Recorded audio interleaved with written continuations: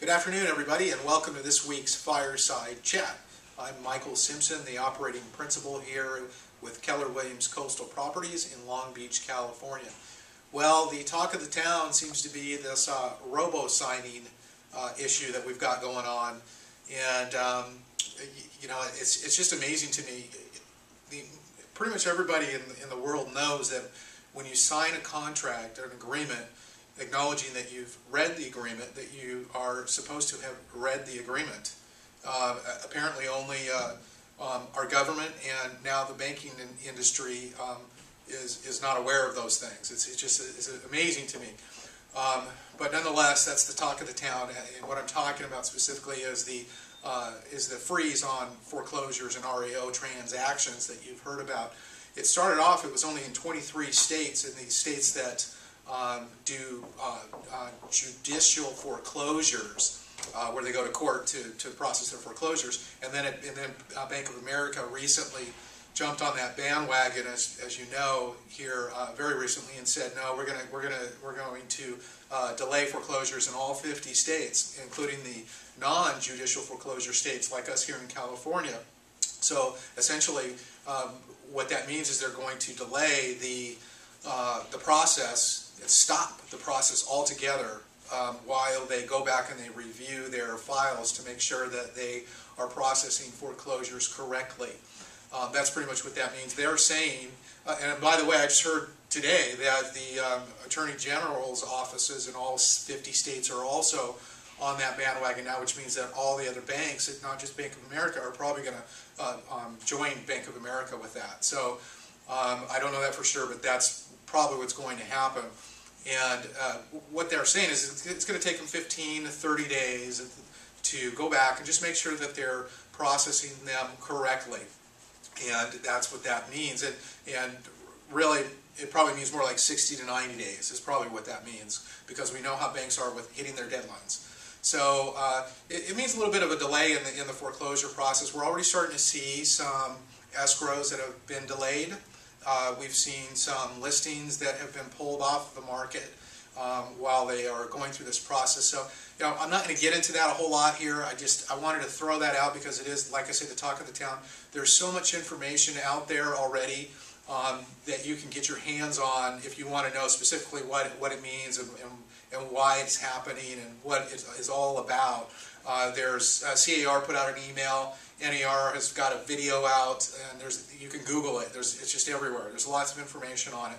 And go to our Agent Success Long Beach blog. We'll post any information that I can get my hands on. I'll post it up there as well on our blog for you, especially that NAR video. I thought that was pretty good.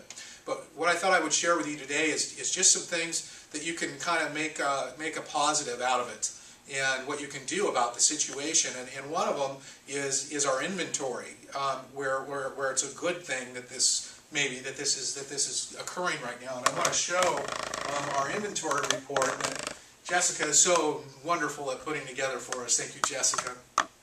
This came out recently, and remember, our greens are in escrow, pending escrows, and our reds are active listings on the market.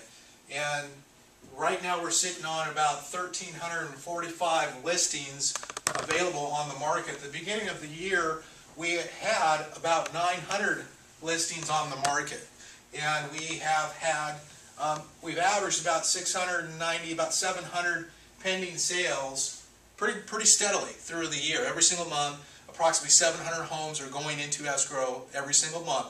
That has not changed a whole lot, but what has changed is our inventory. Our inventory has gone up significantly since the beginning of the year. So now, if we take this thought of, a few weeks ago I shared with you that we were anticipating having a little bit of a flood hit our market at the end of the year.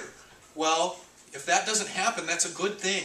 That's probably a good thing, because when our inventory is way up like this, we don't really necessarily need a big pile right on top of this in November or December. So, you know, it's just one way to look at it. I'm not saying that it's going to delay for sure, because I don't know. I don't think anybody really knows.